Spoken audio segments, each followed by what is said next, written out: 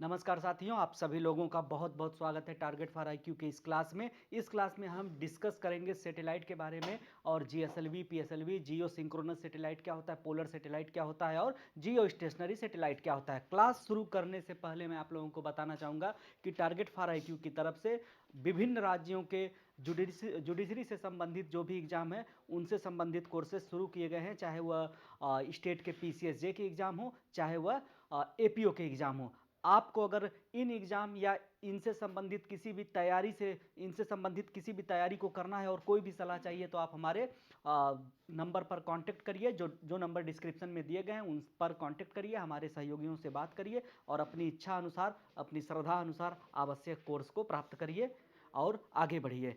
चलिए बात करते हैं जीएसएलवी पीएसएलवी क्या होता है। आजकल बहुत ही चर्चा में है, जब से चंद्रयान वगैरह लॉन्च हुआ भारत की तरफ से, फिर इसके बाद सूर्ययान हुआ तो आदित्य बन गया। इसके बाद से इन शब्दों पे बड़ी चर्चा हो रही है। जीएसएलवी क्या होता है, पीएसएलवी क्या होता है। देखिए ये धरती है, धरती पे एक पोल होता है। एक मिनट रुकिए। हाँ चलिए, ये जो है हमारी धरती है, धरती का ये उत्तरी ध्रुव है, दक्षिणी ध्रुव है, जिसे पोल बोला जाता है। तो जीएसएलवी मतलब होता है, आप ध्यान से सुनिएगा, जीएसएलवी होता है जियो सिंक्रोनस सैटेलाइट लॉन्च व्हीकल और पीएसएलवी होता है पोलर सैटेलाइट लॉन्च व्हीकल। यह व्हीकल क्या है, बेसिकली यह रॉकेट की बात की जा रही है। यह दोनों ही रॉकेट हैं जिनके बारे में बात की जा रही है जीएसएलवी पीएसएलवी की।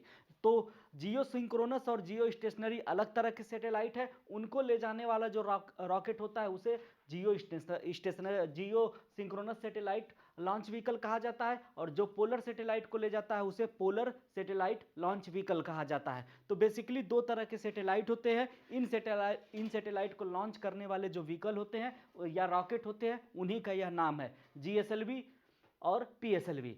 तो जीएसएलवी पीएसएलवी का फुल फॉर्म है पोलर सैटेलाइट लॉन्च व्हीकल और वहीं जीएसएलवी का फुल फॉर्म होता है जियो सिंक्रोनस सैटेलाइट लॉन्च व्हीकल। आगे हम जियो सिंक्रोनस सैटेलाइट और पोलर सैटेलाइट के बारे में आगे हम पढ़ेंगे। तो आप ध्यान से देखिएगा, पीएसएलवी जो होता है यह कम दूरी का होता है और यह थोड़ा सा पावर में कम होता है।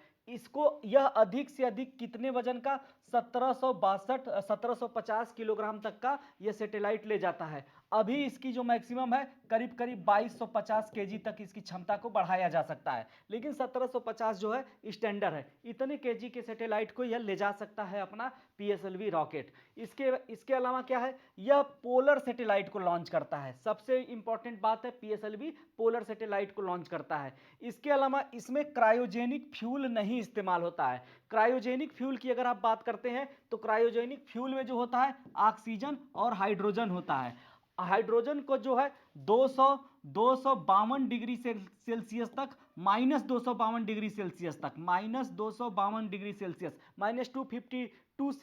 -252 सेंटीग्रेड तक माइनस में ठंडा किया जाता है। वहीं ऑक्सीजन को 183 डिग्री सेल्सियस तक -183 डिग्री सेल्सियस तक ऑक्सीजन को ठंडा किया जाता है और वहीं हाइड्रोजन को 253 डिग्री सेल्सियस तक ठंडा किया जाता है। यह जो फ्यूल होता है इसी को बोला जाता है ये क्रायोजेनिक फ्यूल है। क्रायोजेनिक का मतलब ही होता है किसी चीज को ठंडा करना, या ऐसी क्रायोजेनिक का मतलब होता है सुपर चिल्ड, बहुत ही कोल्ड चीजों को डील करना। समझ गए होंगे बात को। तो क्रायोजेनिक टेक्नोलॉजी बेसिकली उन ऑब्जेक्ट को, उन चीजों की स्टडी करती है जो बहुत ही सुपर चिल्ड सिचुएशन में होते हैं।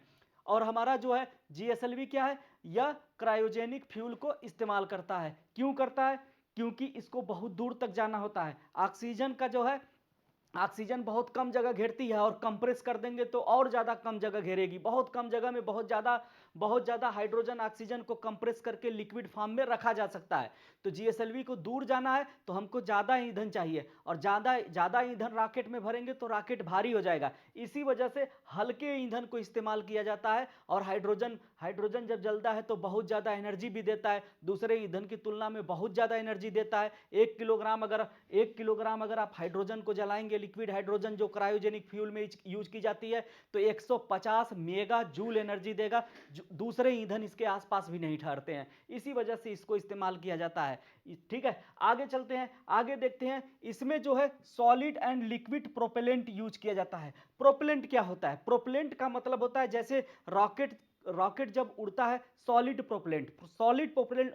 प्रोपेलेंट ऐसा ईंधन होता है जो जलता है तो ऑक्सीजन भी प्रोड्यूस करता है। आप ऊपर अंतरिक्ष में जा रहे हैं, 100 किलोमीटर ऊपर रॉकेट गया, ऑक्सीजन वायुमंडल की खत्म हो गई, अब ईंधन कैसे जलेगा? तो अब ईंधन जलाने के लिए हमको ऑक्सीजन चाहिए, बिना ऑक्सीजन के तो ईंधन जलेगा नहीं। तो ऐसा ईंधन तैयार किया जाता है जिसमें फ्यूल भी होता है, साथ ही साथ ऑक्सीडाइजर होता है। फ्यूल प्लस ऑक्सीडाइजर जो होता है उसी को हम प्रोपेलेंट बोलते हैं। ये जो है एरोडायनेमिक्स का टर्म है। प्रोपेलेंट मतलब हो गया ऑक्सीजन, ऑक्सीडाइजर प्लस फ्यूल। तो यहाँ पे जो है पीएसएलवी में सॉलिड ऑक्सीडाइजर प्लस फ्यूल का मिक्सचर जो बनाया जाता है वह सॉलिड भी होता है और लिक्विड भी होता है। जीएसएलवी में जो फ्यूल इस्तेमाल किया जाता है वह लिक्विड होता है। क्या होता है? लिक्विड और लिक्विडिफाइड एंड सुपर चिल्ड की हुई हाइड्रोजन और ऑक्सीजन यूज की जाती है। यहीं पे अगर हम बात करते हैं तो हमारा पीएसएलवी जो है हमारा जीटीओ में नहीं, पीएसएलवी जीटीओ पर नहीं जाएगा। पीएसएलवी जो है ये जो है लोअर ऑर्बिट पे ले जाएगा, लोअर अर्थ ऑर्बिट पर ले जाता है। लोअर अर्थ ऑर्बिट जो होती है मैक्सिमम 2000 किलोमीटर की हाइट पर होता है। तो जो हमारा जो ये पोलर सैटेलाइट लॉन्च व्हीकल है यह मैक्सिमम 2000 किलोमीटर की ऊंचाई पर ले जाकर सैटेलाइट को स्टेब्लिश करेगा, स्थापित करेगा। वहीं जो है हमारा जो है जीएसएलवी क्या करता है? जीएसएलवी जो है यह करीब करीब 2000 किलोमीटर से लेकर यह 36,000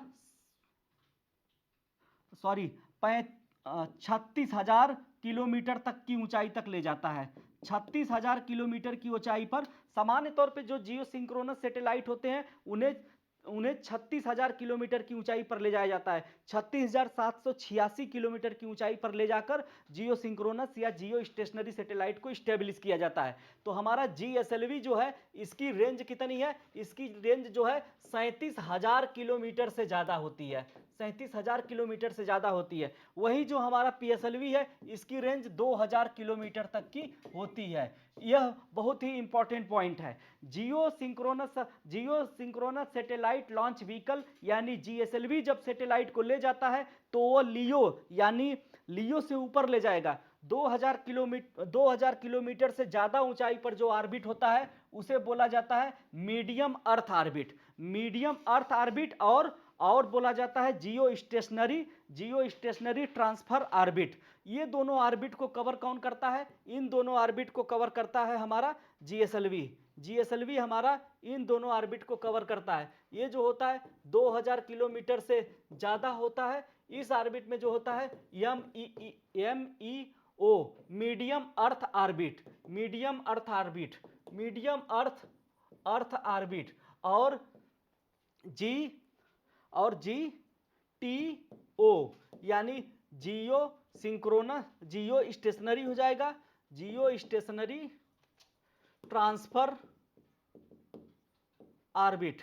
ये दो ऑर्बिट हैं, इनको कवर करने के लिए हम जीएसएलवी इस्तेमाल करते हैं। ये है 36,786 किलोमीटर और ये लियो होगा, लोअर अर्थ ऑर्बिट। इसकी जो है 2000 किलोमीटर तक की हाइट होती है। इतनी ऊंचाई पर इनको स्टेब्लिश किया जाता है। अगला जो टॉपिक है, अगला जो है यह हमारा जो है पोलर सैटेलाइट, जियो सिंक्रोनस सैटेलाइट और जियो स्टेशनरी सैटेलाइट में क्या क्या अंतर होता है। तो इसको समझने के लिए हमको अपने अर्थ को समझना पड़ेगा। हमारा अर्थ जो है कुछ ऐसा है, हमारा अर्थ जो है कुछ इस तरह है। 3 फिगर में बना देता हूं, आप अच्छे से समझेंगे। ये हमारा अर्थ है और ये है अर्थ का ए एरिया पोल है। तो जो पोलर सैटेलाइट होते हैं वो नॉर्थ से साउथ की तरफ ऐसे एक ही ऑर्बिट में घूमता रहेगा ऐसे, और धरती जब घूमेगी तो ऐसा ही होगा। जैसे मैं सरल भाषा में बोलूं, अगर यह बॉटल है और इस बॉटल पे ऐसे अगर आप स्केच चला रहे हैं और ये बॉटल अगर ऐसे घूम रहा है और स्केच ऐसे चल रहा है तो ये बॉटल धीरे धीरे आप रंग देंगे। बॉटल ऐसे घूमेगा, आप ऐसे इस पे पेंसिल चला रहे हैं तो पूरा का पूरा ये जो है कवर हो जाएगा। तो जो हमारा पोलर सैटेलाइट है, पोल के ऊपर ऐसे ऐसे चक्कर लगाता रहता है, करीब करीब 90 से 120 मिनट में एक चक्कर लगाता है। थोड़ा सा दूरी ऊपर नीचे, ऊंचाई ऊपर नीचे करते हैं तो हो जाता है। करीब करीब 100 मिनट में एवरेज एक चक्कर लगाता है। और धरती भी घूम रही है, और जब धरती घूम रही है तो पूरे धरती को यह धीरे धीरे कवर कर डालेगा। समझ लीजिए बात को। आगे देखते हैं, जियो सिंक्रोनस सैटेलाइट जो होता है यह ऐसे ऐसे ऐसे ऐसे घूमता है। और वही हमारा जियो स्टेशनरी सैटेलाइट होता है, धरती का ठीक जो ये इक्वेटर है, धरती का ठीक इक्वेटर है, इक्वेटर के ऊपर घूमता है, ठीक इक्वेटर के ऊपर घूमता है। तो यह बेसिक डिफरेंस है तीनों सैटेलाइट में। हमारा जियो स्टेशनरी सैटेलाइट धरती की सतह से, इक्वेटर की सतह से, इक्वेटर के सतह से करीब करीब जो है 35,786 किलोमीटर की ऊंचाई पर घूमता रहता है, यानी 36,000 किलोमीटर की ऊंचाई पर घूम रहा है। वहीं अगर हम बात करते हैं जियो सिंक्रोनस सैटेलाइट की, यह भी धरती की सतह से इतना ऊंचाई पर है। लेकिन दोनों में डिफरेंस क्या है? दोनों में डिफरेंस यह है कि जो जियो स्टेशनरी सैटेलाइट है ठीक इक्वेटर के ऊपर इतनी ऊंचाई पर घूम रहा है, और जब यह धरती के इतनी ऊंचाई पर घूम रहा है तो इसका जो ऑर्बिट पीरियड है, इसका ऑर्बिट पीरियड भी, सैटेलाइट का भी ऑर्बिट पीरियड करीब करीब 24 आवर है, और धरती भी अपना एक चक्कर 24 घंटे में लगा रही है। दोनों का रोटेशन का जो टाइम है फिक्स है और एक ही है। जब दोनों के रोटेशन का टाइम सेम टू सेम है तो इस सैटेलाइट के धरती का यह एरिया एकदम स्टेबल हो जाएगा। जैसे दो भाई साहब लोग हैं, कार से चल रहे हैं, दोनों की पत्नियां पीछे कार की सीट पे बैठी हैं, खुली हुई कार है एकदम, जैसे फिल्मों में होता है।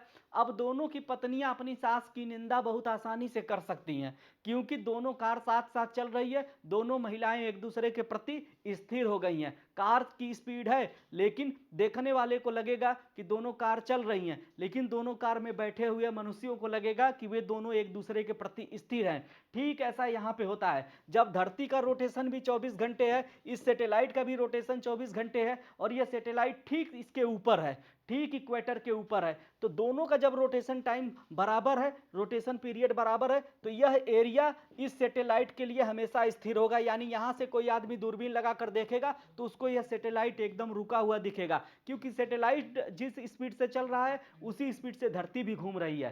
तो यह हो गया इसका। जियो सिंक्रोनस सैटेलाइट में क्या होता है? जियो सिंक्रोनस सैटेलाइट की अगर हम बात करते हैं तो जियो सिंक्रोनस सैटेलाइट भी उतनी ही ऊंचाई पर होता है जितना जियो स्टेशनरी सैटेलाइट होता है, 35,786 किलोमीटर की ऊंचाई पर। ठीक है, अब क्या होता है इसमें यह सैटेलाइट ऐसे ऐसे घूमेगा और इसका भी ऑर्बिट पीरियड 24 घंटे होता है, लेकिन यह एक समय पर एक ही पर्टिकुलर एरिया पर जाएगा। जैसे मान लेते हैं सुबह 8 बजे यह दिल्ली पर रहा है, तो अगले दिन फिर सुबह 8 बजे दिल्ली पर आएगा। आज सुबह 5 बजे या मेरठ के ऊपर है, तो अगले दिन फिर 5 बजे या मेरठ के ऊपर आएगा। 24 घंटे में एक पर्टिकुलर एरिया के ऊपर आएगा। यह हमारा जियो सिंक्रोनस सैटेलाइट है। ठीक है, और पोलर सैटेलाइट क्या है? यह पोल टू पोल घूम रहा है, नॉर्थ पोल से साउथ पोल की तरफ घूम रहा है। इनका हो गया।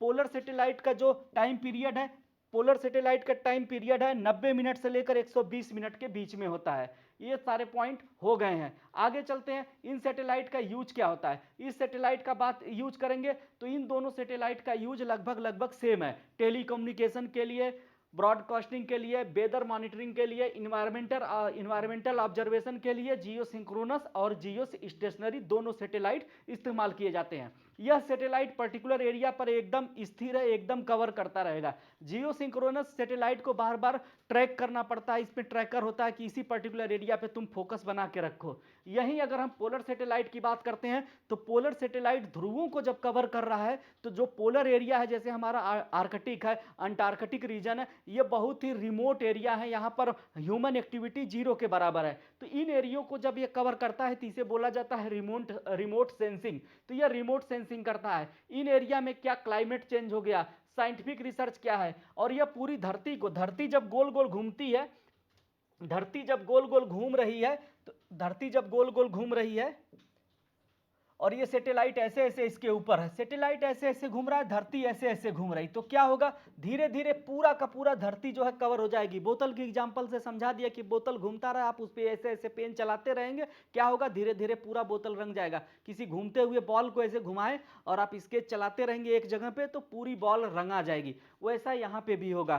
तो जब ये पोलर सैटेलाइट ऐसे ऐसे साउथ पोल, नॉर्थ पोल से साउथ पोल ऐसे ऐसे घूम रहा है, तो धरती भी तो गोल गोल घूम रही है ना, तो धरती के पूरे एरिया को यह ऑब्जर्व कर लेता है। इसी वजह से अर्थ के सरफेस को, एटमॉस्फेयर को भी स्टडी करने के लिए इसका इस्तेमाल किया जाता है। आगे देखते हैं कि क्या है। यह जो है पोलर जियो स्टेशनरी सैटेलाइट पर्टिकुलर एरिया पे हमेशा कवर बना कर रखता है, और 3 अगर जियो स्टेशनरी सैटेलाइट लगा दिए जाएंगे, 3 जियो स्टेशनरी सैटेलाइट लगा दिए जाएंगे, तो पूरी धरती का वो कवर कर लेंगे। पूरी धरती पे 3 सैटेलाइट हैं, मान लीजिए ये 3 सैटेलाइट हैं, ये अर्थ है, ये अर्थ है, एक सैटेलाइट यहाँ, एक सैटेलाइट ये यहाँ, तीनों इक्वेटर के ऊपर है। अब धरती पे कुछ भी नहीं बचा है जो इनकी नजरों से बचे। धरती घूम रही है, ये भी घूम रही है, ये भी घूम रहे हैं, तीनों घूम रहे हैं, धरती के पूरे एरिया को ये लोग कवर कर रहे हैं। ठीक है, वहीं पर अगर इसकी बात करते हैं, तो इसकी बात करते हैं अगर हम जियो सिंक्रोनस सैटेलाइट की,